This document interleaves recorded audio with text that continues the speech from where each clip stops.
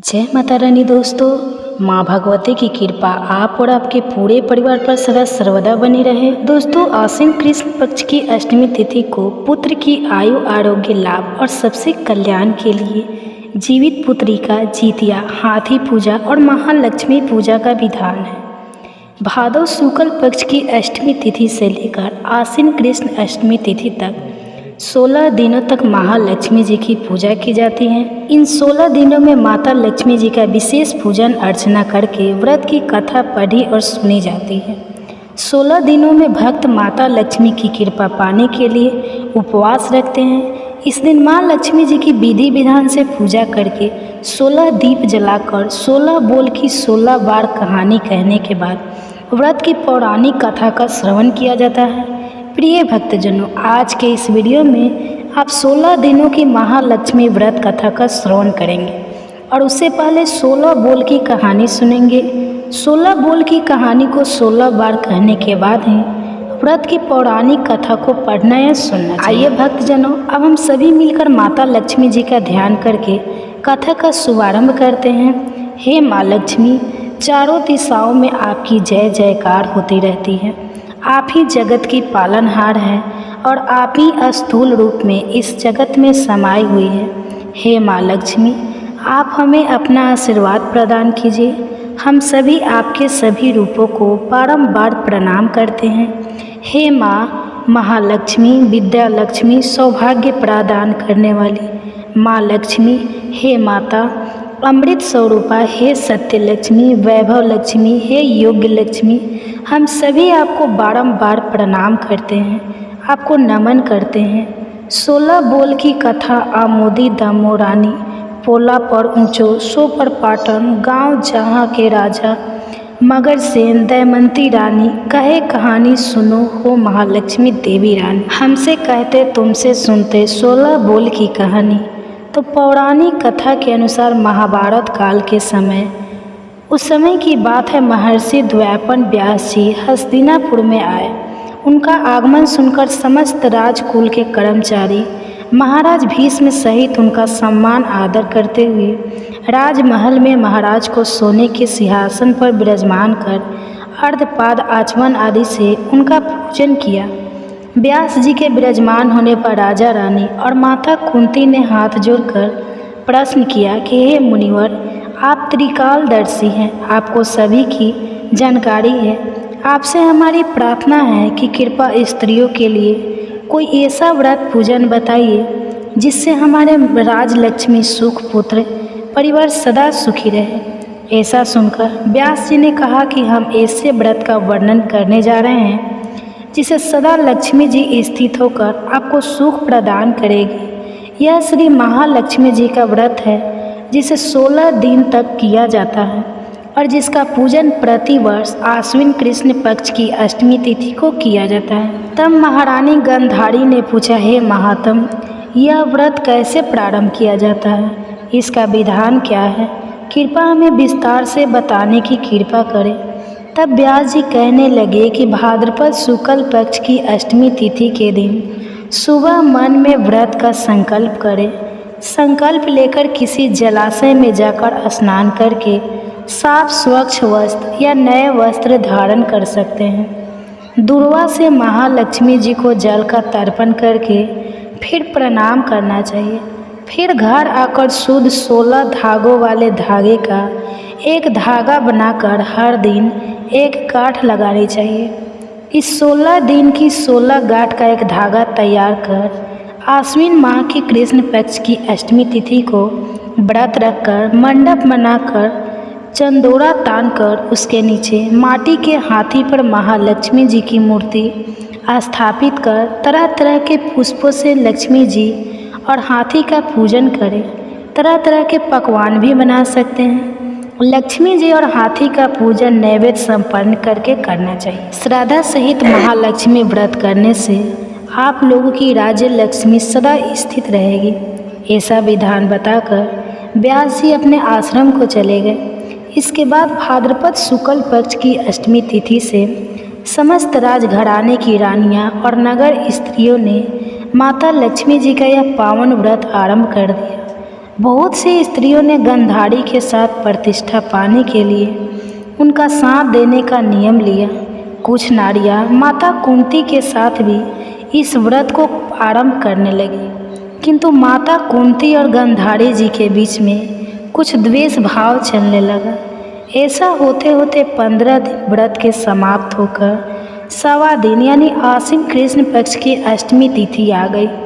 उस दिन प्रातःकाल से ही नर नारियों ने उत्सव मनाना आरंभ कर दिया और समस्त नर नारी राजमहल में गंधारी जी के यहाँ उपस्थित होकर तरह तरह के महालक्ष्मी जी के मंडप और माटी के हाथी बनाने और सजाने की तैयारी करने लगे। गंधारी जी ने नगर की सभी स्त्रियों को बुलाने के लिए सेवक भेजा, परंतु माता कुंती को बुलावा नहीं भेजा, ना ही कोई सूचना भेजी गई। उत्सव में बाजे गाजे की धुन बजने लगी, जिससे सारे हस्तिनापुर में खुशी की लहर दौड़ गई।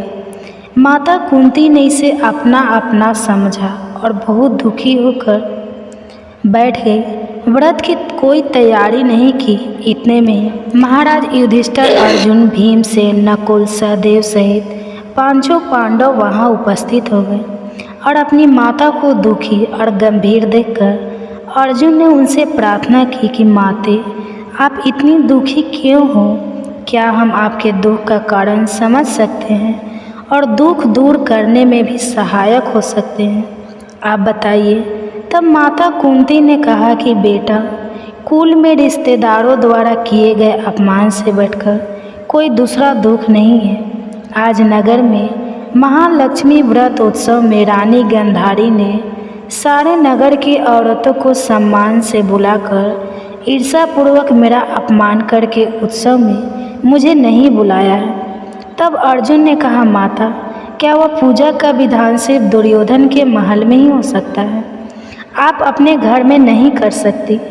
तब माता कुंती ने कहा, बेटा, कर सकती हूँ, पर सज सम्मान इतनी जल्दी तैयार नहीं हो पाएगा, क्योंकि गंधारी के 100 पुत्रों ने माटी का विशाल हाथी तैयार किया है और पूजा करके सजाया है। ऐसा विधान तुमसे नहीं बन सकेगा। उनके उत्सव की तैयारी आज दिन भर से हो रही है। अब हमारे पास इतना समय नहीं है, ना ही इतनी सामग्री है। तब पार्थ ने माता से कहा कि माता, आप पूजा की तैयारी कर नगर में बुलावा भेजिए। मैं ऐसा हाथी में लेकर आऊँगा कि हस्तिनापुर वासियों ने कभी देखा नहीं होगा, ना ही कभी उसका पूजन किया होगा। मैं आज ही इंद्रलोक से इंद्र का हाथी ऐरावत, जो कि बहुत ही पूजनीय है, उसे बुलाकर लेकर आता हूँ। आप अपनी तैयारी कीजिए। इधर माता कुंती ने सारे नगर में पूजा का ढंढोरा पिटवा दिया। अब पूजा की विशाल तैयारी होने लगी। तब अर्जुन ने सूर्यपति इंद्र को रावत भेजने के लिए पत्र लिखा और एक दिव्य वाण में बांधकर धनुष पर रखकर देवलिक इंद्र की सभा में फेंका। उस पत्र को देवराज इंद्र ने पढ़ा और फिर अर्जुन को उत्तर लिखा कि हे पांडु कुमार, मैं ऐरावत को भेज तो दूंगा, परंतु वह इतनी जल्दी स्वर्ग से कैसे उतर सकता है? तुम ही इसका उत्तर शीघ्र लिखो। पत्र पाकर अर्जुन ने बाणों का रास्ता बनाकर हाथी के उतरने की बात लिखकर पत्र वापस कर दिया। अब इधर स्वर्ग लोक में इंद्र ने सारथी को आज्ञा दी कि हाथी को पूर्ण रूप से सजाकर हस्तिनापुर में उतारने का प्रबंध किया जाए। महावत ने तरह तरह के साज सामान से रावत हाथी को सजाया।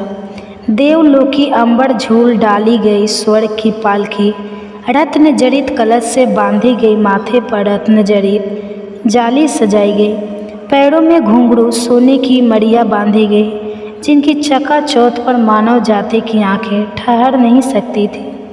इधर सारे नगर में धूम हुई कि माता कुंती के घर संजीव इंद्र का ऐरावत बाणों के रास्ते स्वर्ग से उतरकर पूजा जाएगा। अब सारे नगर के नर नारी, बालक और वृद्धों की भीड़ ऐरावत को देखने के लिए माता कुंती के द्वार पर एकत्रित होने लगी। गंधारी के राजमहल में भी इस बात की चर्चा फैल गई। अब तो नगर की नारियां पूजा थाली लेकर वहां से भागने लगी। माता कुंती के महल में उपस्थित होकर देखने लगी कि देखते ही देखते सारा महल पूजा करने वाली नारियों से भर गया। सारे नगर वाले रावत के दर्शनों के लिए गली, सड़क, महल, अटारी में एकत्रित हो गए। माता कुंती ने रावत को खड़ा करने हेतु रंग बिरंगे चौक पुरवाकर नए रेशमी वस्त्र बिछा दिए। हस्तिनापुर वासी तरह तरह की स्वागत की तैयारी में फूल, माला, अबीर, केसर हाथों में लेकर खड़े हो गए। देवराज इंद्र की आज्ञा पाकर ऐरावत हाथी स्वर्ग से बाणों से बने हुए रास्ते में धीरे धीरे आकाश मार्ग से उतरने लगा। उसके आभूषणों की आवाज़ नगर वासियों को आने लगी। ऐरावत के दर्शन के लिए नर नारियों ने जय जयकारा के नारे लगाना आरंभ किया। ठीक सायंकाल ऐरावत माता कुंती के महल के चौक में उतर आया। समस्त नर नारियों ने पुष्प, माला, अबीर, केसर चढ़ाकर हाथी का स्वागत किया। उधर महारानी गंधारी के महल में नारियों की जो भीड़ माता लक्ष्मी जी के पूजन के लिए एकत्र हुई थी, अब वहाँ पर पूजा करने के लिए कोई भी नर नारी नहीं बची। वे सारी नर नारियाँ अब इधर माता कुंती के महल में उपस्थित हो चुकी थी। महाराज धूम पुरोहित द्वारा रावत पर महालक्ष्मी जी की मूर्ति स्थापित कर वेद मंत्रों द्वारा पूजा की गई। नगरवासियों ने लक्ष्मी पूजा का कार्य करके ऐरावत की पूजा की। फिर तरह तरह के मेवा भगवान रावत को खिलाए गए। ऊपर से यमुना जी का जल पिलाया गया और फिर तरह तरह के पुष्प से ऐरावत पर वर्षा की गई। पुरोहित जी द्वारा सरस्वती वाचन कर वृत्ति नारियों द्वारा लक्ष्मी जी का पूजन विधि विधान से कराया। माता कुंती के रथ के डोरे के धागे में 16वीं गांठ लगाकर लक्ष्मी जी के सामने संपन्न किया गया। ब्राह्मणों को पकवान, मेवा, मिठाई देकर भोजन की व्यवस्था की गई। तब वस्त्र, द्रव्य, सोना और अन्य आभूषण देकर ब्राह्मणों को संतुष्ट किया गया। इसके पश्चाताप सभी नर नारियों ने महालक्ष्मी जी का दीपक जलाकर प्रेम से संपूर्ण पूजन कर आरती की। आरती करने के बाद माता रानी को लगाए गए भोग को प्रसाद रूप में ग्रहण किया। यह थी महालक्ष्मी व्रत की पहली पौराणिक कथा। तो प्रेम से बोलिए माता लक्ष्मी जी की जय। अब सुनिए दूसरी कथा।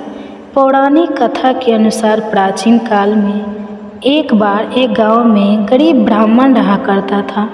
वह भगवान विष्णु का परम भक्त था। एक दिन उसकी भक्ति से प्रसन्न होकर भगवान विष्णु ने उसे दर्शन दिए और मनचाहा वरदान मांगने को कहा।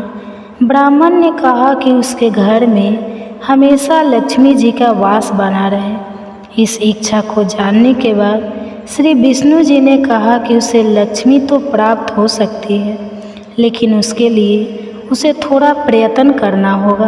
भगवान विष्णु ने उस ब्राह्मण से कहा कि मंदिर के सामने एक स्त्री रोज आती है और यहाँ आकर उपले पात की है। तुम बस उन्हें घर आने का निमंत्रण दे देना। वह स्त्री ही देवी माँ लक्ष्मी है। अगर वह स्त्री तुम्हारे घर आती है तो तुम्हारा घर धन धान्य से भर जाएगा। ऐसा कहकर भगवान श्री विष्णु अंतर्ध्यान हो गए। अगले दिन सुबह 4 बजे वह ब्राह्मण मंदिर के सामने हाथ जोड़कर बैठ गया। माता लक्ष्मी जी के आने की प्रतीक्षा करने लगा। जब धन की देवी माता लक्ष्मी उपले पाथने आई तो ब्राह्मण ने उन्हें अपने घर में आने का निवेदन किया। ब्राह्मण की इस बात को सुनकर लक्ष्मी जी समझ गई कि यह सब श्री विष्णु जी का ही किया धरा है। माता लक्ष्मी जी ने ब्राह्मण से कहा कि तुम 16 दिनों तक महालक्ष्मी व्रत को विधि पूर्वक करो। सुबह और शाम नियम पूर्वक कथा का श्रवण करो, तब मैं तुम्हारे घर आऊँगी। देवी के कहे अनुसार ब्राह्मण ने देवी का व्रत और पूजन किया और उत्तर दिशा की ओर मुँह करके लक्ष्मी जी को पुकारा। अपने वचन को पूरा करने के लिए धन की देवी लक्ष्मी जी प्रकट हुई और उन्होंने गरीब ब्राह्मण के हर कष्ट को दूर किया और इसके घर को सुख संपत्ति से भर दिया। हे माँ लक्ष्मी, जैसे आपने उस ब्राह्मण पर कृपा की, वैसे ही इस कथा को कहने, सुनने और हुंकारा भरने वाले सभी भक्तों पर करना। आप सुनिए महालक्ष्मी व्रत की तीसरी कथा। पौराणिक कथा के अनुसार एक बार भगवान श्री विष्णु मृत्युलोक यानी भूलोक में विचलन करने के लिए निकल पड़े। माता लक्ष्मी जी ने भी उनसे निवेदन किया कि वह भी उनके साथ आना चाहती है। तब भगवान विष्णु उनके स्वभाव से परिचित थे, इसलिए उन्हें पहले ही आगाह कर दिया कि देवी, मैं आपको एक ही शर्त पर अपने साथ लेकर चल सकता हूँ। यह बात सुनकर माता लक्ष्मी जी के मन ही मन बड़ी प्रसन्न हुई कि चलिए आज शर्त ही सही, भगवान साथ ले जाने के लिए मान तो सही गए। तब माता लक्ष्मी जी तुरंत बोली कि प्रभु, मुझे आपकी सारी शर्तें स्वीकार है।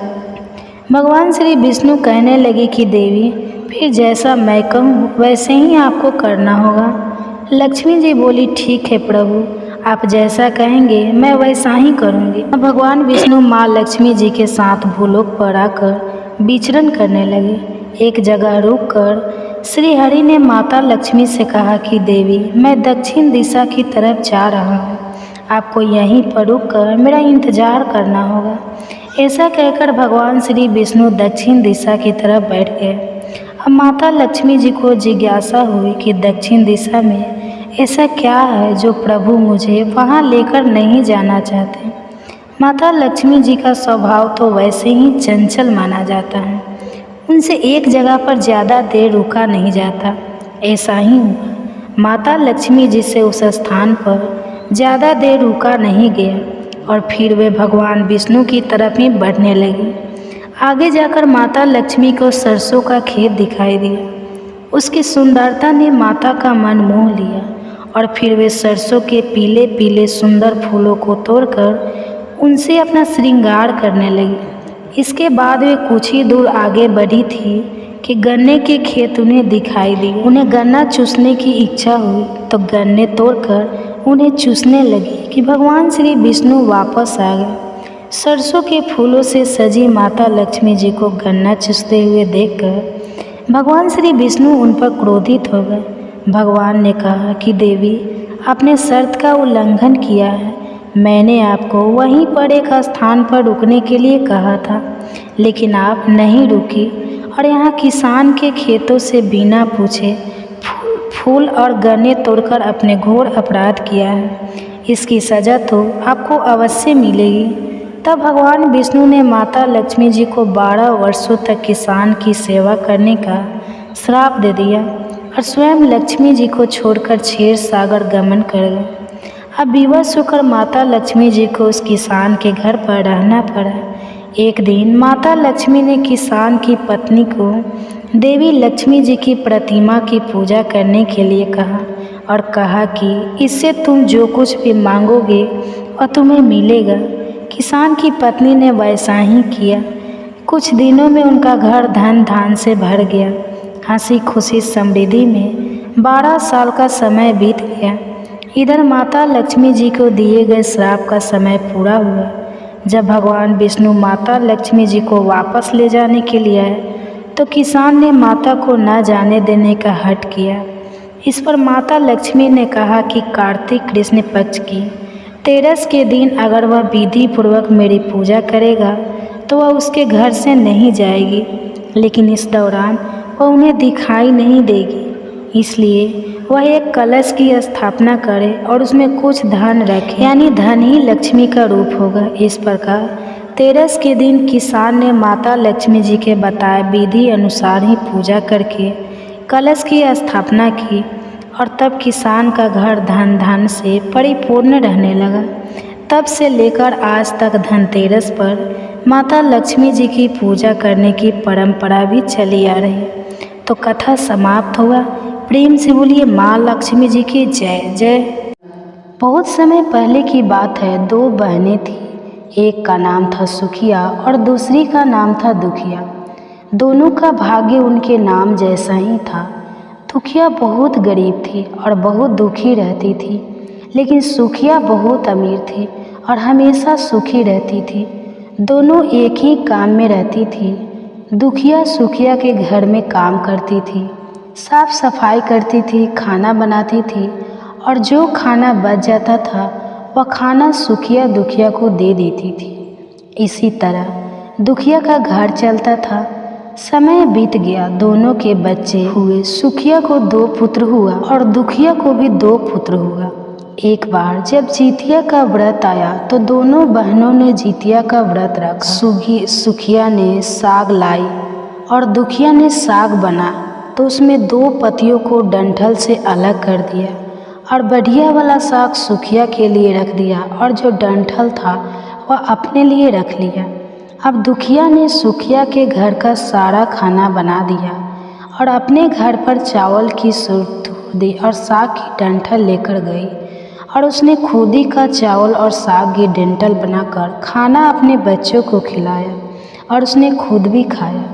उसके बाद दुखिया सोने चली गई। आधी रात में एक बूढ़ी औरत उसके घर पर आकर दरवाज़ा खटखटाती है तो दुखिया पूछती है, कौन है?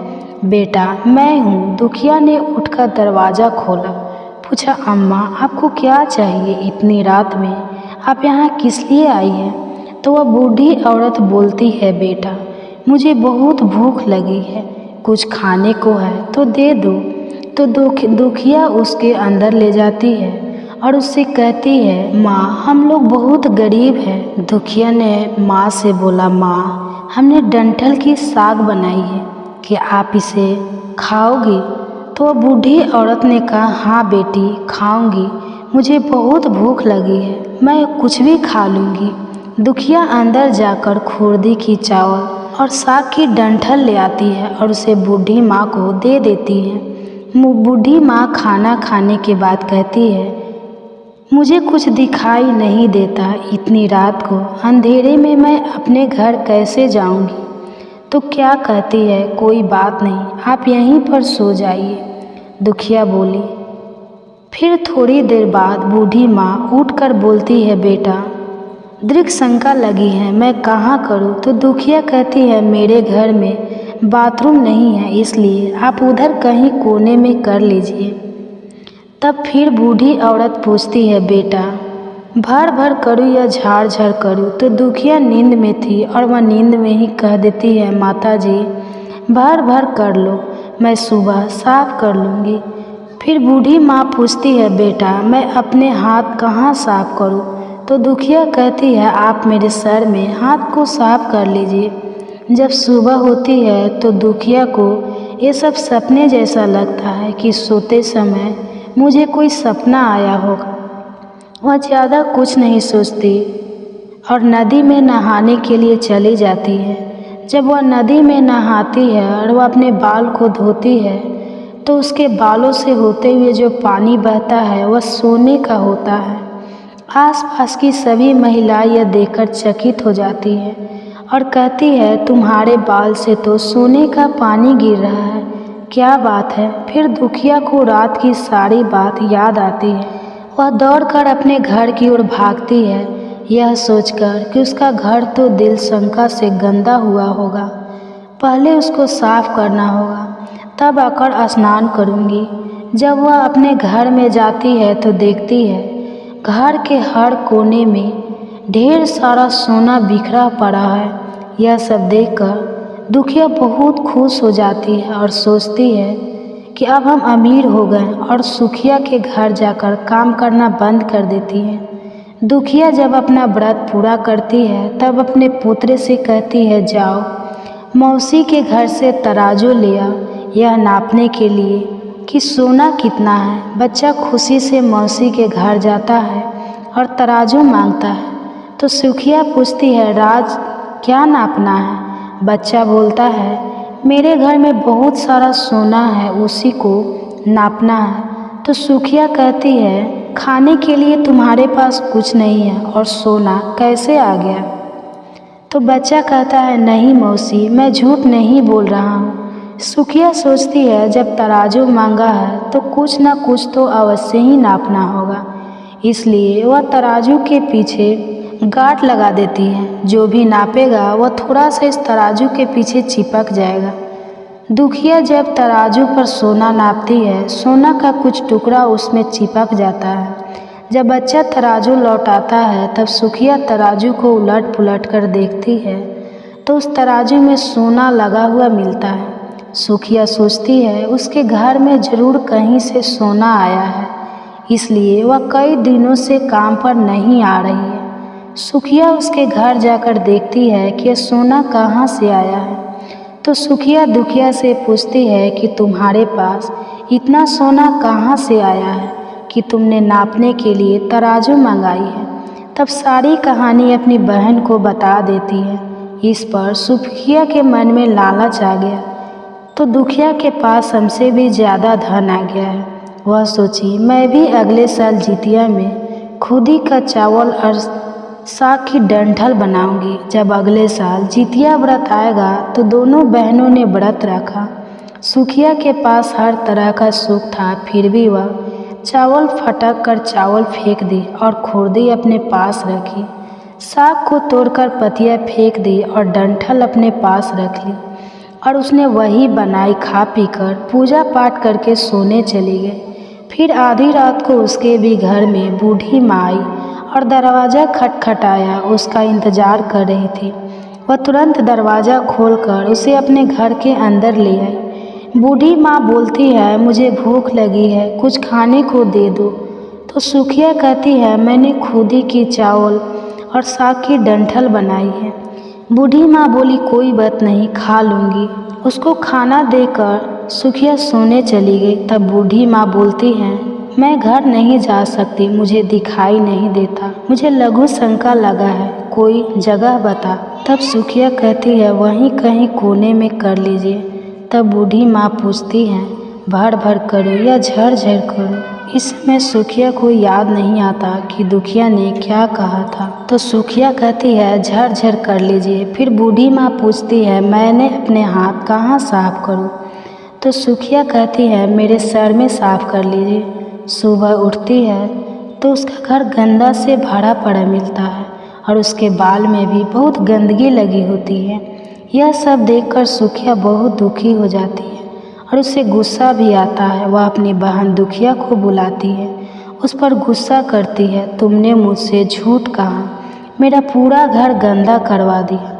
तो दुखिया कहती है कि तुमने क्या कहा था, भर भर कर या झर झर। तो सुखिया कहती है मैं तो झर झर बोली थी। तो दुखिया कहती है यहीं पर तो तुमने गलती करी, तुम्हारे पास तो सब कुछ था, किसी चीज़ की कमी नहीं थी, फिर भी तुमने लालच किया। मेरे पास तो कुछ भी नहीं था, हमारे पास तो सब कुछ था। तुम्हारे घर वाले वैसे बदल कर आए लेकिन तुमने उन्हें अच्छा खाना नहीं परोसा।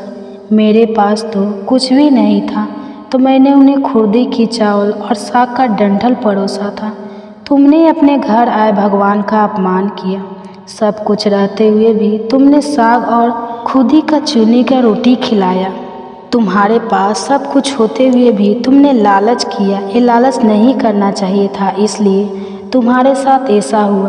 तब सुखिया को अपनी गलती का एहसास हुआ।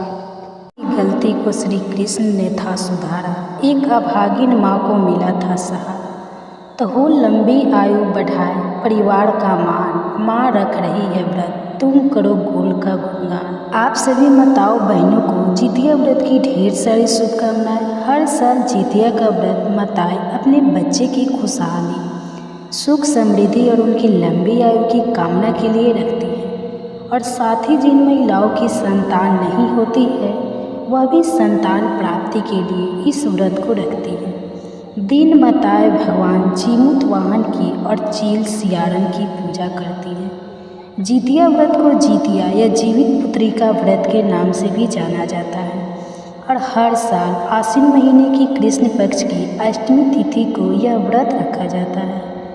इस व्रत के नियमों का पालन छठ पर्व की तरह पूरे 3 दिन तक किया जाता है। और यह जो व्रत है यह मुख्य रूप से बिहार, झारखंड, उत्तर प्रदेश के कुछ ही जगहों में रखा जाता है। इस व्रत में पानी की एक बूंद भी नहीं पी जाती। जो भी माताएं बहनें इस व्रत को रखती हैं उनकी संतानें अपने जीवन में खूब तरक्की करते हैं और ऐसी माताओं को अपने बच्चे का वियोग भी सहना नहीं पड़ता। जितिया का व्रत एक ऐसा पर्व है जिसमें मछली खाकर भी पूजा की जाती है।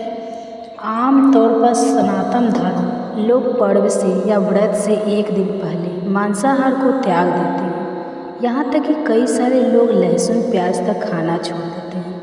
लेकिन जितिया के पर्व में ऐसी मान्यता है कि मछली और मड़ुआ की रोटी खाकर इस पर्व की शुरुआत की जाती है। लेकिन जिन जगह भी ऐसा नियम नहीं है, वहाँ पर केवल सात्विक भोजन ही एक दिन पहले करना चाहिए। आज के इस वीडियो में मैं आपको बताऊंगी कि जितिया व्रत की संपूर्ण पूजा विधि क्या है, आपको किस प्रकार से पूजा करनी है, किन किन बातों का ध्यान रखना है। जीवित पुत्रिका या जितिया व्रत रखने से एक दिन पहले नहाए खाए का दिन होता है और अगले दिन यानी खरजितिया के दिन आपको सुबह से निर्जला व्रत रखना होता है। और जितिया व्रत की जो पूजा है, मुख्य पूजा वह शाम को प्रदोष काल के समय की जाती है। तो सुबह से जो आप व्रत रखें, लेकिन शाम की पूजा करने से पहले भी आप एक बार स्नान कर लें, साफ स्वच्छ वस्त्र पहन लें, अच्छे से श्रृंगार कर लें, सिंदूर या महावर आदि लगा लें। और पूजा करने के लिए अब आपको एक लकड़ी की चौकी बिछाना है। मुंह आपका पूर्व या उत्तर की ओर होना चाहिए। चौकी पर लाल या पीला वस्त्र आपको बिछाना है। फिर तुरैया चीनी का पत्ता आपको लेना है। अगर आपको यह पत्ते ना मिले तो आप पान का पत्ता भी ले सकते हैं। अब सबसे पहले जीमूत वाहन भगवान और फिर चील और फिर सियारन के लिए इन पत्तों का आपको आसन लगाना है। चौकी के ऊपर आपको अलग अलग पत्ते रखकर इनका आसन लगाना है।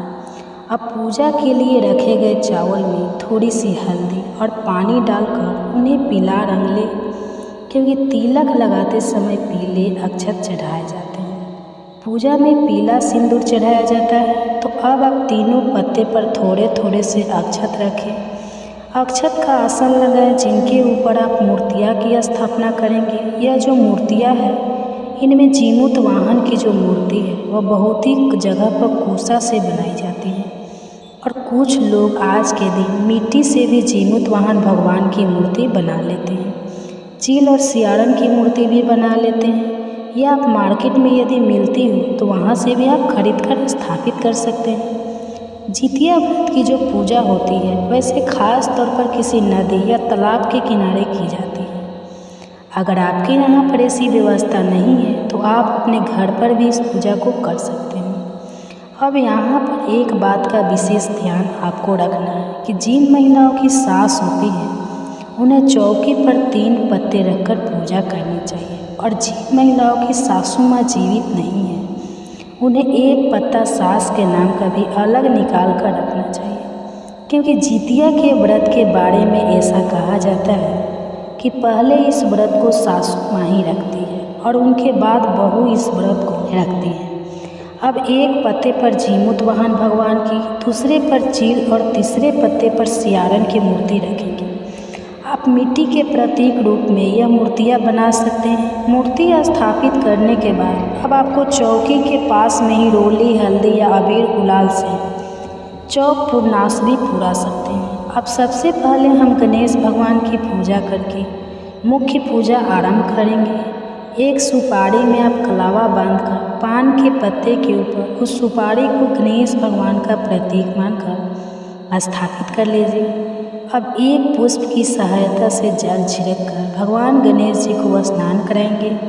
फिर वस्त्र रूपी कलावा अर्पित करेंगे। गणेश भगवान जी को हल्दी और अक्षत से तिलक लगाएंगे। पुष्प माला या पुष्प अर्पित करेंगे। अगर आप नदी के किनारे ये पूजा कर रहे हैं तो आपको यह ध्यान रखना है कि आपको अलग अलग से कलश की स्थापना करने की आवश्यकता नहीं है। अगर घर पर आप पूजा कर रहे हैं तो अलग की कलश की स्थापना भी जरूर करनी चाहिए।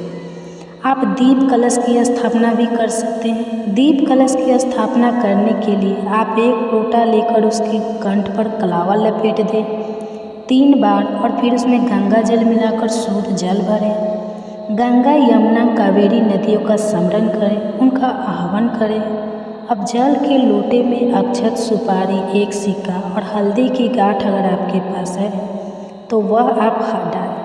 हल्दी की गांठ नहीं है तो आप एक चुटकी हल्दी पाउडर भी डाल सकते हैं।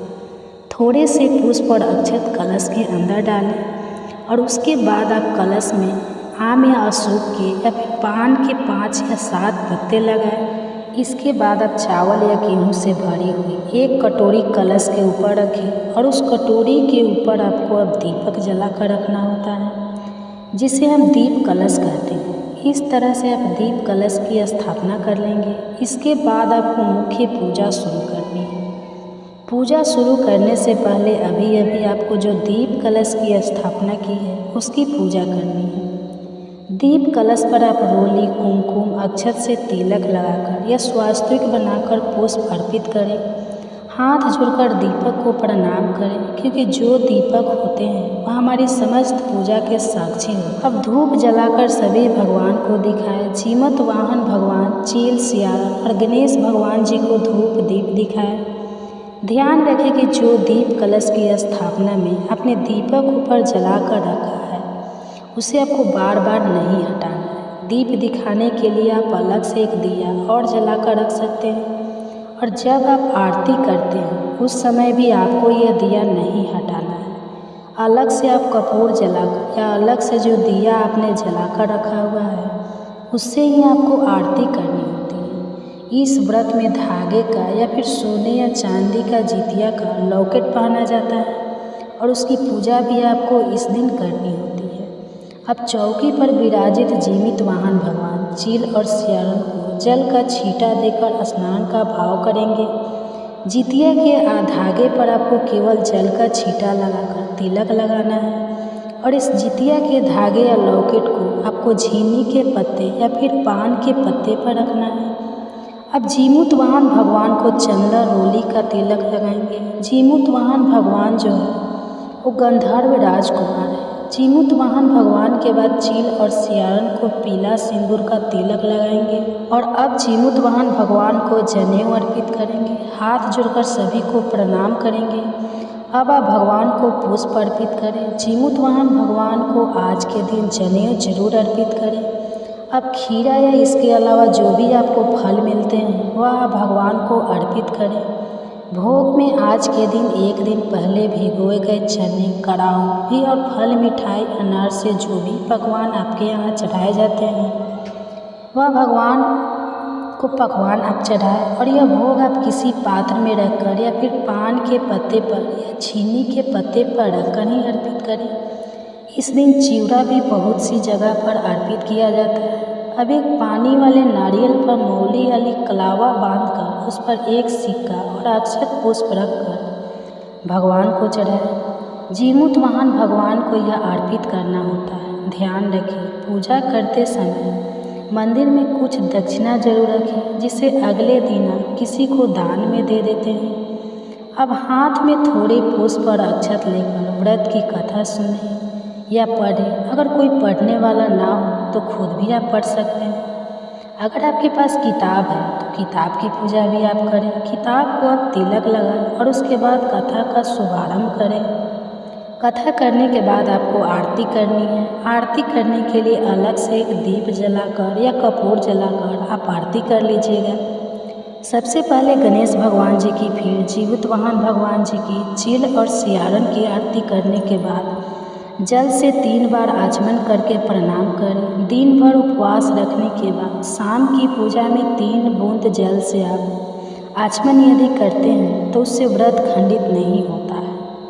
आचमन करने के बाद आप हाथ जोड़कर प्रणाम करें। अपने द्वार की गई पूजा को स्वीकार करने का आग्रह करें। अपनी संतान, अपने परिवार की सुख समृद्धि के लिए कामना करें।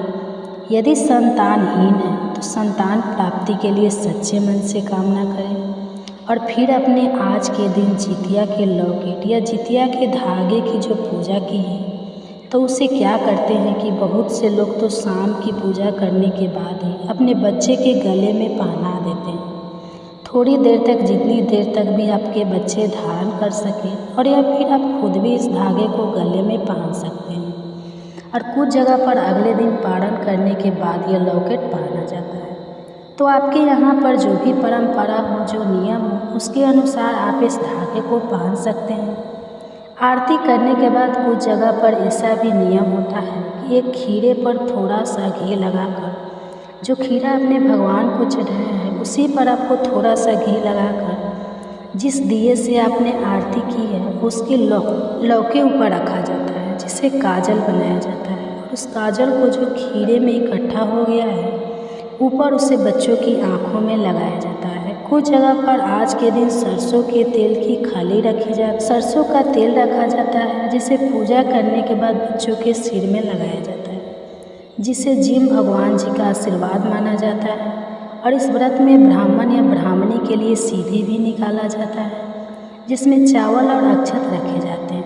इसके अलावा आप फल, मिठाई, दक्षिणा या जो भी आपके सामर्थ्य हैं वह भी आप सीधे में रखें। और बहुत सी जगह पर शाम की पूजा करने के बाद या बैना या सीधा दे दिया जाता है, कुछ जगह पर अगले दिन दिया जाता है। अपने यहाँ की जो परंपरा है उसका पालन करते हुए आपको सीधा देना चाहिए। यह तो थी खुर्जी की पूजा विधि, यानी जिस दिन आपने निर्जला व्रत रखना है उस दिन की पूजा विधि। और जो एक दिन पहले आपको ध्यान रखना है तो यह होता है कि इस व्रत में एक दिन पहले यानी नहाए खाए के दिन जो भी व्रत महिलाएं होती हैं उन्हें स्नान करने के बाद मड़ुआ की रोटी, नोनी का साग, झीनी की सब्जी आदि ग्रहण करनी होती है।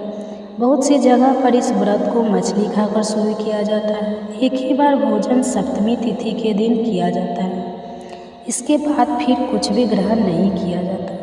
और व्रत पारण के दिन सुबह सूर्योदय होने के बाद यानी सूरज उगने के बाद आपको जल ग्रहण करना होता है। जो भी पकवान आपके यहाँ भोग में लगाए जाते हैं अपने अपने यहाँ की मान्यताओं के अनुसार आपको वो पकवान या जल या कच्चा दूध ग्रहण करके व्रत का पारण करना होगा। व्रत पारण कैसे किया जाता है इसकी अलग से वीडियो आपको मिल जाएगी। अगर आपको यह जानकारी अच्छी लगी हो तो वीडियो को लाइक करके ज़्यादा से ज़्यादा लोगों तक शेयर भी जरूर कीजिए। हरे कृष्णा दोस्तों, राधे राधे। दोस्तों, आप सभी का स्वागत करती हूँ मेरे अपने चैनल वंदना काव्या में। तो कैसे हैं आप सब, तो यह बताने के लिए कमेंट बॉक्स में जय माता दी हमेशा की तरह जरूर लिखिए। तो चलिए दोस्तों, आज हम इस वीडियो में जानेंगे जीवित पुत्री का व्रत मतलब जितिया व्रत से संबंधित बहुत सारी महत्वपूर्ण बातें जो कि जानना बेहद जरूरी है। और आप लोगों के कुछ महत्वपूर्ण प्रश्न हैं, क्योंकि जितिया के व्रत में ना छोटी छोटी गलतियों के लिए भी कहीं माफ़ी नहीं है। तो ध्यान रखिएगा, एक कॉपी लीजिएगा या पेज लीजिएगा और एक पेन लीजिएगा और लिख लीजिएगा कि आपके द्वारा किसी भी प्रकार की गलती ना हो, क्योंकि यह जो जितिया का व्रत है ना, जीव के लिए यह व्रत किया जाता है। तो कोशिश करें कि आपके द्वारा किसी भी प्रकार की गलती ना हो। तो चलिए वीडियो को शुरू करते हैं। सभी कुछ समझाकर बताऊंगी, समय निकालकर जरूर सुनिएगा। तो इसी के ऊपर आज का यह हमारा वीडियो है, तो आप लोग बने रहिए मेरे साथ मेरे चैनल पर। अगर आपको मेरा वीडियो पसंद आता है तो प्लीज़ आप मेरे चैनल को सब्सक्राइब कर दीजिएगा, बेल आइकन को प्रेस कर दीजिएगा, जिससे कि मेरे वीडियो के नए नोटिफिकेशन आप सभी के पास सबसे पहले पहुँचे। तो चलिए शुरू करते हैं और सभी महत्वपूर्ण बातें जान लेते हैं। तो सबसे पहले दोस्तों आपको बता दूँ, आश्विन माह जिसको कि कुंवारा का भी महीना हम कहते हैं, आश्विन माह के शुक्ल पक्ष की सप्तमी से यह व्रत शुरू हो जाता है। सप्तमी को नहाए खाए रहता है, अष्टमी के दिन हम व्रत करते हैं और नवमी के दिन हम पारण करते हैं। जितिया का पारण का शुभ मुहूर्त क्या है वह भी मैं आपको बता दूँगी, और पूजा का शुभ मुहूर्त क्या है वो भी आगे मैं वीडियो में आपको बता दूँगी।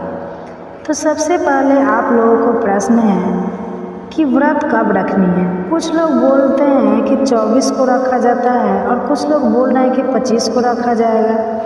तो हमें व्रत कब रखनी है तो आपको बता दूँ कि देखिए 25 सितंबर को हमें व्रत रखनी है। दिन है बुधवार के दिन हमें व्रत रखनी है। मंगलवार के दिन नहाए खाए है और गुरुवार के दिन हमें पारण करनी है। तो जिन लोगों को मान लीजिए कुछ प्रॉब्लम है, जैसे गुरुवार का व्रत और जितिया का पारण, जितिया का व्रत रखे ही थे, अगर व्रत आप लोग नहीं रख सकते हैं तो आप लोग गुरुवार का व्रत आप लोग छोड़ सकती हैं, केवल पूजा पाठ कर लीजिएगा, क्योंकि शरीर जो है ना होश में नहीं रहता। जितिया के पारण के दिन तो व्रत मत रखिएगा, आगे आपकी इच्छा है, नहीं तो तबीयत खराब हो जाएगा। तो 25 सितंबर दिन बुधवार को हमें व्रत रखनी है। नहाए खाए से लेकर पारण तक के संपूर्ण नियम विधि पहला वीडियो डाल चुकी हूँ, एक ही वीडियो में बार बार एक ही चीज़ बताऊँगी तो वीडियो बड़ा हो जाता है, तो पिछला वीडियो आप लोग ज़रूर देखिएगा, ठीक है। दूसरा आप लोगों का प्रश्न है कि उस दिन जैसे मैं पहला एक वीडियो डाली हूँ कि प्रीत पक्ष में हमें पीला सिंदूर नहीं लगानी चाहिए, तो आप लोगों का प्रश्न है कि जितिया के दिन तो हम लगाते हैं, तो क्या जितिया जो व्रत है ना, जीवित पुत्री का जो व्रत है प्रीत पक्ष में ही पड़ता है, तो हर व्रत को ऐसा नहीं किया जाता है। तो प्रीत पक्ष में नया व्रत कैसे उठाएंगे, वो भी आप लोग उठा सकते हैं, क्योंकि यह हर साल प्रीत पक्ष में ही पड़ता है, तो आप लोग उठा सकते हैं। और व्रत बहुत अधिक मायने रखता है, तो व्रत के दिन हम पीला सिंदूर भी लगाएंगे, सिंदूरा से भी सिंदूर आप लोग लगा सकते हैं, सिनोरा से, या आप लोग पीला पूजा का सिंदूर या जो भी अपने घर का रखिए सिंदूर लगा लीजिएगा। और पैरों में महावर आप लोग पूछे कि हम लोग 3 लगाकर कथा वगैरह सुनते हैं, तो जी उस दिन हम पैरों में महावर भी लगाएंगे, मांग में सिंदूर भी भरेंगे और सभी कार्य हम करेंगे जितिया व्रत के दिन, ठीक है। इसका आप लोग चिंता मत कीजिएगा कि प्रीत पक्ष में है तो कैसे करें। अगला आप एक चीज़ और ध्यान रखिएगा, अगला नियम क्या है, जिनकी सास नहीं है वह व्रत के दिन सिंदूर नहीं लगाती, स्नान करने के बाद बाकी लोग स्नान करके सिंदूर लगा लेते हैं। अगर मान लीजिए आप गंगा स्नान के लिए गई है, गंगा जी में स्नान कर रहे हैं, सिर के ऊपर से वहाँ पर पूजा पाठ गंगा जी को करके आप मांग में सिंदूर लगा सकती हैं। लेकिन घर में अगर आप जितिया व्रत के दिन अगर आप लोग स्नान किए हैं तो आपको सिंदूर नहीं लगानी है। आपको सिंदूर कब लगानी है, जिनकी सास नहीं है वो ध्यान रखेंगे, कब लगानी है, पारण के दिन। पारण के दिन जब सभी भोजन वगैरह बन जाता है, पूजा पाठ हम अपने जिनकी सास नहीं है सास के नाम से कर लेते हैं, उनको भोग प्रसाद चढ़ा देते हैं, उनको टीक लेते हैं। पूजा पाठ करने के बाद फिर से हम वहीं पर बैठ के अपने सिंदूरा सिंदूरा से या जो भी पीला सिंदूर आप रखें अपने मांग में, तब आप लोग भी भर सकते हैं। लेकिन जिनकी सास नहीं है वो व्रत के दिन सिंदूर नहीं लगाते। बाकी आप अपने घर का नियम देख लीजिएगा और बाकी लोग स्नान करके सिंदूर लगाएंगे। जितिया के दिन सिर के ऊपर से हमें स्नान करनी चाहिए, सभी नहीं करते हैं। देखिए, एक तो व्रत की वजह से भी लोग करते हैं कि सिर ठंडा रहेगा, और जिनकी सास नहीं है उन्हें पक्का सिर के ऊपर से स्नान करनी है, क्योंकि बालों में कंघी भी नहीं करनी है, सभी को नहीं करनी है। उस दिन बाल वगैरह हमें नहीं तोड़नी चाहिए, क्योंकि कोई भी चीज़ जितिया के दिन ना ही तोड़नी है, ना ही काटनी है, हाँ जैसे खींचनी है, कुछ भी कार्य नहीं करना है। तो आप लोग उस दिन बालों में कंघी भी मत कीजिए। और सिंदूर जिनकी सास नहीं है उन्हें नहीं लगाना। सिर के ऊपर से क्यों नहाते हैं, स्नान करते हैं, क्योंकि सास के मुख में पानी जाता है, तो इसलिए आप लोग सिर के ऊपर से स्नान कीजिएगा। जो पानी टपके पोछा अगर मत वही पानी आपके सास के मुख में जाता है, तो ऐसा माना जाता है उसी से उनका तरण तारा होता है। तो इसलिए जिनको लड़की है वो भी जितिया का व्रत कर सकती है, जिनको लड़का है वो भी कर सकती है। क्योंकि लड़का नहीं है तो आपकी सास को मान लीजिए तरण तारा कौन करेगा, कौन पूजा पाठ करेगा, कौन चढ़ाएगा, तो इसलिए सभी को करनी चाहिए। बाकी जिनकी सास है अपने घर में पूछ लेंगे एक क्लियर, तो किसी को भी उस कंघी नहीं करना है। बातों को ध्यान से समझते चलिए। और जिनकी सास है तो सिर के ऊपर से स्नान करे या ना करे वो उनकी मर्जी है। बाकी जिनकी नहीं है उन्हें पक्का कंप्लीट न करनी है। सारी बातें क्लियर हो गई। अगला आप लोगों का प्रश्न आता है कि जितिया का व्रत क्या इस साल उठा सकते हैं, तो हाँ बिल्कुल उठा सकते हैं। किसी भी प्रकार के संदेह और संयम में आप लोग ना पड़े, उठा सकते हैं। तो मासिक धर्म में क्या उठा सकते हैं, जी मासिक धर्म में भी आप यह व्रत उठा सकते हैं। बहुत सौभाग्य से यह सब व्रत हमें करने को मिलता है, तो हमें करने चाहिए। तो आप लोग उठा सकती हैं। पूजा पाठ किसी अन्य से करवा लीजिए, बैठकर साइड में कहीं आप लोग कथा कर लीजिए और मानसिक पूजा मन में भगवान को प्रणाम कर लीजिए। भगवान महिलाओं की मजबूरी समझते हैं, तो इस बात का आपको ध्यान रखनी है। और आप लोग इस बार व्रत मत छोड़िएगा, उठा लीजिएगा। अगला प्रश्न आता है कि आप प्रेग्नेंट है तो क्या हम इस साल व्रत उठाना जरूरी है, तो जी नहीं। मान लीजिए किसी कारणवश अगर आप तबीयत खराब है या प्रेग्नेंट है तो प्रेगनेंसी में ये व्रत नहीं किया जाता है। जब बच्चा हो जाएगा तो अगले साल भी आप उठा सकती हैं, लेकिन कोशिश कीजिएगा कि जल्द से जल्द उठा लें। तबीयत खराब है तो इस साल पहली बार मत उठाइएगा। और जिनके बच्चे हैं और वो प्रेग्नेंट है, दूसरी बार 3 महिलाओं को क्या करनी है कि आप लोग फल और जल पे रहा जाता है तब तो रहिए, क्योंकि यह जो व्रत है ना, जैसे संतान के दीर्घायु के लिए व्रत किया जाता है। उत्तम स्वास्थ्य के लिए हमारे संतान के ऊपर किसी भी प्रकार का संकट ना आए, इसलिए हर माँ एक खरजितिया का व्रत करती है। तो अगर दूसरी बार आप प्रेग्नेंट हैं मान लीजिए, तो आप जो है इसमें निर्जला या व्रत 24 घंटे का है। बिल्कुल इसमें पानी, जल ग्रहण और फल नहीं खाया जाता है। लेकिन मान लीजिए तबीयत खराब है तो जान है तो जहान है, तब आप अपने शारीरिक क्षमता के अनुसार अपना डिसीजन ले लीजिएगा कि आपको क्या करना है। बाकी मैं क्या कर सकती हूँ, ठीक है। अगर आप लोगों का प्रश्न है कि मतलब कुछ दिन पहले ही बच्चा हुआ है तभी ठीक नहीं रहता, तो क्या इस साल उठाना ज़रूरी है? तो देखिए, बच्चा होने के बाद तो उठा लेनी चाहिए। लेकिन मान लीजिए आपका तबीयत बहुत ज़्यादा ख़राब है, मन नहीं हो रहा है, कमज़ोरी लग रहा है, क्योंकि आप बोली है कि तीज के बाद से मेरा तबीयत ख़राब हो गया, तो अभी तक मैं ठीक नहीं हुई हूँ, तो ठीक है, आप लोग छोड़ दीजिए। अगले साल आप लोग उठाइएगा, एक क्लियर हो गया। अगला नियम क्या है कि जितिया व्रत के दिन आपको दातुन नहीं करनी चाहिए, क्योंकि कुछ लोग दातुन करते हैं, ब्रश करते हैं, लेकिन इसमें तो नियम है कि हमें कुछ भी खार वगैरह नहीं तोड़नी चाहिए। तो आप लोग दातुन वगैरह ना तोड़ें, ना काटें। बस बहुत ज़्यादा प्रॉब्लम है, थूक वगैरह भी बहुत सारी बहनें को लगता है कि बार बार तो आप कुल्ला वगैरह कर सकते हैं, कुल्ला भी करने का नियम नहीं है। लेकिन मान लीजिए कुछ प्रॉब्लम है तो आप लोग कुल्ला वगैरह कर सकते हैं, उंगली से दांत वगैरह साफ कर सकते हैं, लेकिन इसमें दातुन वगैरह आपको नहीं करनी चाहिए। इस बात का आप लोग ध्यान रखिएगा, गलती से भी गलती मत कीजिएगा। सभी चीज़ें नोट कर लीजिएगा, व्रत के दिन पढ़ लीजिएगा, आपके द्वारा कोई गलती नहीं होगी, वरना मेरा वीडियो भी देख सकते हैं। तो टोटल आपकी इच्छा और मर्जी है, ठीक है। ध्यान से बातों को समझते चलिए। अगला नियम क्या है, आप लोग पूछते हैं कि जैसे हमारी सास है तो चलो चील सियार को देना जरूरी है, तो देखिए हर घर के नियम और परंपरा अलग है। सास रहते हुए भी चील और सियार को हम लोग देते हैं। और जी, कुछ ऐसे राज्य क्षेत्र हैं जहाँ सास रहती है तो बहू को सियार को भोजन नहीं देती, मतलब पूजा वगैरह नहीं चढ़ाती है, केवल सास ही चढ़ाती है। तो अगर आपके यहाँ अगर नियम है कि सास चढ़ाती है तो आप मत चढ़ाइएगा। जिनके नियम है कि सास के रहते हुए भी बहुत सारे लोग चील और सियार को भोजन देती है तो आप दे दीजिएगा। और जितिया व्रत में सास जैसे नया साड़ी ही पहनती है, तो नया साड़ी क्या हम पहन सकते हैं? तो देखिए, प्रीत पक्ष में हम लोग तो नया साड़ी नहीं पहनते, जितिया में पहनते, क्योंकि वे व्रत जो है प्रीत पक्ष में पड़ता है। तो हम लोग नया साड़ी पहनकर जितिया का पूजा नहीं करते।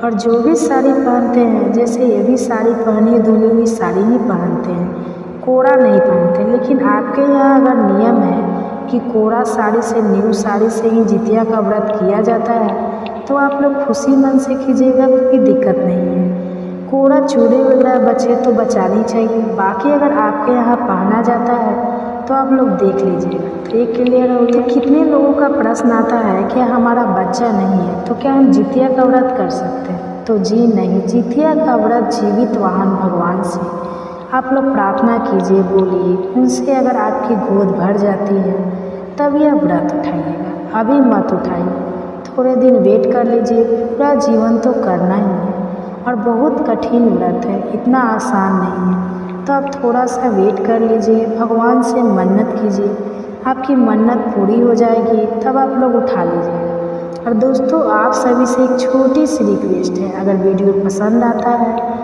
तो चैनल को पक्का सब्सक्राइब कर दीजिएगा और वीडियो को लाइक कर दीजिएगा, क्योंकि आपके एक लाइक से हमें बहुत अधिक हिम्मत और प्रेरणा मिलती है। तो ज़रूर कीजिएगा, बिल्कुल मत भूलिए। अगला आप लोगों का प्रश्न है कि जैसे हरियाल बड़ियाल का पौधा नहीं मिलता है तो क्या करें? तो देखिए, पूजा विधि तो ऐसे सारे ओल्ड वीडियो मेरे चैनल पे हैं, सब कुछ करके दिखाएंगे। तो हरियाली बरियाली का अगर पौधा नहीं मिलता है तो आप तुलसी जी के पौधे के पास बैठकर पूजा पाठ कर लीजिएगा, कलश रख लीजिएगा। और सिंपल विधि से ही कलश रखते हैं, आप लोग भी रख लीजिएगा। और आप लोग जो है और जितिया व्रत का कथा सुन लीजिएगा और तुलसी जी से ही अखबार में लीजिएगा, ठीक है। तुलसी जी के पौधे से ही आप लोग ले लीजिएगा, किसी प्रकार की चिंता ना करें। और अगला आप लोग का प्रश्न आता है कि नहाए खाए के दिन हम मंगलवार का व्रत करते हैं तो कैसे करें।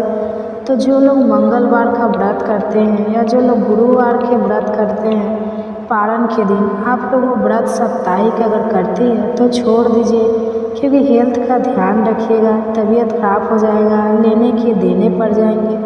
कोई देखिए शरीर जब तक साथ देता है ना तभी तक सभी अपने हैं, तभी तक सब लोग आपको प्यार करते हैं। तबीयत खराब हो जाएगा, क्योंकि ये जो व्रत है ना बहुत अधिक कठिन है, तो इसलिए थोड़ा चिंता हो जाती है, लेकिन हम लोग उतना कर नहीं पाते हैं। तो आशा करती हूँ कि सभी बातें अभी आप लोगों के समझ में आ गई हो। तो ये वीडियो मेरा यहीं तक का था, फिर मिलती हूँ एक नए वीडियो में। तब तक के लिए नमस्कार, स्वस्थ रहिए, सुरक्षित रहिए और जहाँ कहीं भी रहिए खुश रहिए। धन्यवाद।